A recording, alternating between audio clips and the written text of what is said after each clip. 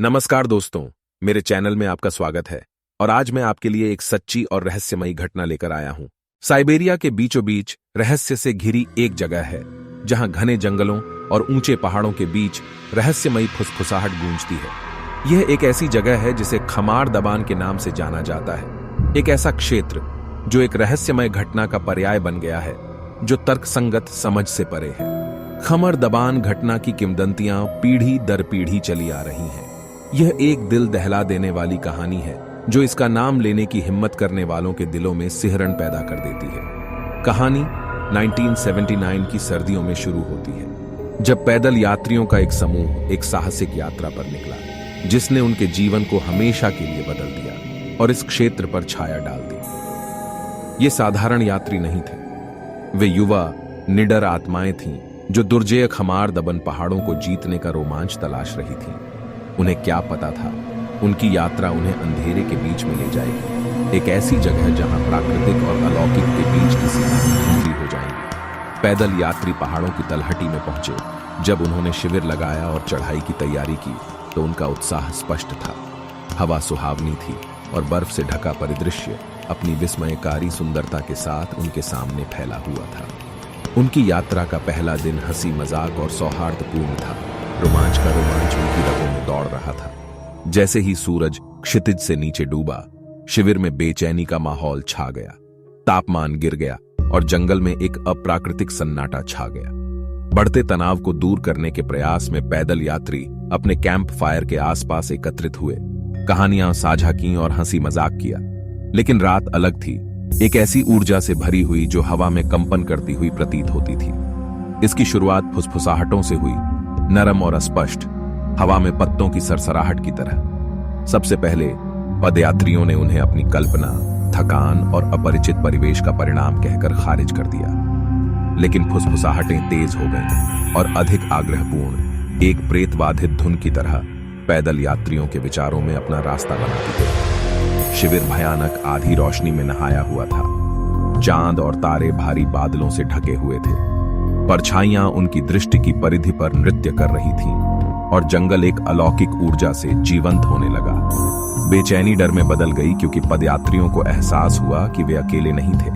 कुछ अदृश्य उन्हें देख रहा था, जो उनके घटते कैंप फायर द्वारा छोड़े गए प्रकाश के घेरे से परे छिपा हुआ था। जैसे जैसे रात बीतती गई, परछाइयां और अधिक स्पष्ट होती गई, लंबी आकृतियां जो एक द्वेषपूर्ण अनुग्रह के साथ चलती थी।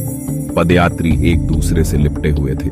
बढ़ते अंधेरे में उनकी लालटेनें टिमटिमा रही थीं। उन्होंने आकृतियों की एक झलक पाने के लिए प्रयास किया, लेकिन वे मायावी बनकर रह गए, केवल छाया चित्र जो उनकी धारणा के किनारों पर नृत्य कर रहे थे। और फिर यह शुरू हुआ, हंसी की एक सिम्फनी जो जंगल में गूंजती थी, एक ठंडी कर्कश ध्वनि जिसने उनकी रीढ़ में सिहरन पैदा कर दी। हंसी खुशी वाली नहीं थी, यह उन्मत्त था, एक भयावह कोरस जो सभी दिशाओं से निकलता हुआ प्रतीत होता था। जब पदयात्रियों को एहसास हुआ कि जंगल स्वयं जीवित है और उसकी उपस्थिति स्पष्ट नहीं है, तो दहशत फैल गई। जैसे जैसे रात बढ़ती गई, पदयात्रियों का डर बढ़ता गया। उनके विचार व्याकुलता और भय से ग्रस्त होते गए। वे एक दूसरे से चिपक गए। वास्तविकता पर उनकी पकड़ छूटती गई क्योंकि हंसी हवा में गूंजती रही। ऐसा लग रहा था कि जंगल उनके चारों ओर मुड़ रहा है और हिल रहा है। वही पेड़ अप्राकृतिक तरीके से मुड़ रहे हैं। उनकी लालटेनें टिमटिमाती रहीं और एक एक करके बुझ गईं, जिससे वे अंधेरे में डूब गए।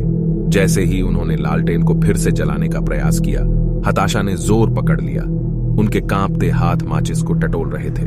और फिर जैसे अचानक ये शुरू हुआ था, हंसी बंद हो गई।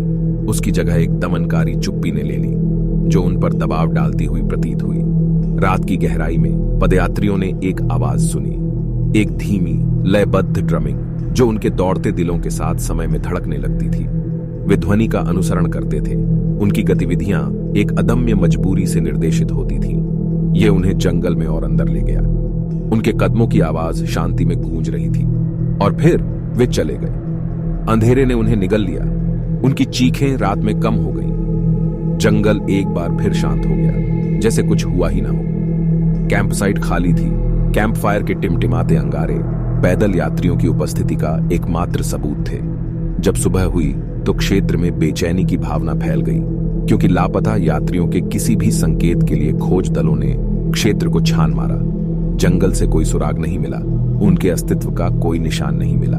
खमर दबन घटना की किंवदंती का जन्म हुआ, गायब आत्माओं और एक अस्पष्ट अंधेरे की कहानी जिसने उन्हें लील लिया था। खोज हफ्तों फिर महीनों तक जारी रही, लेकिन पैदल यात्री कभी नहीं मिले। जंगल खामोश रहा, उसके रहस्य उसकी गहराइयों में बंद रहे। स्थानीय लोगों ने दबी जुबान में घटना के बारे में बात की और यात्रियों को अंधेरा होने के बाद इस क्षेत्र से दूर रहने की चेतावनी दी। परछाइयों में छिपी एक द्वेषपूर्ण शक्ति की फुसफुसाहट और रात भर गूंजती हंसी इस क्षेत्र की लोक कथाओं का हिस्सा बन गई। खमर दबान घटना को दशकों बीत चुके हैं, फिर भी इसकी गूंज एक भयावह धुन की तरह बनी हुई है। जंगल एक मूक प्रहरी के रूप में खड़ा है, इसके रहस्य समय और पहेली द्वारा संरक्षित हैं। किंवदंतियां पीढ़ियों से चली आ रही हैं, जो मानव समझ की सीमाओं से परे खतरों की एक सतर्क कहानी है। जहां तक मेरी बात है, मैंने अज्ञात आकर्षण से खींचकर खमर दबन के दिल में प्रवेश किया है। जंगल की फुसफुसाहट अभी भी गूंजती है, परछाइयां अभी भी नृत्य करती हैं और हंसी अभी भी मेरे मन की गहराइयों में गूंजती है। मैं सत्य को उजागर करने, उस अंधेरे का सामना करने आया हूं जिसने वर्षों पहले पैदल यात्रियों को अपना शिकार बनाया था।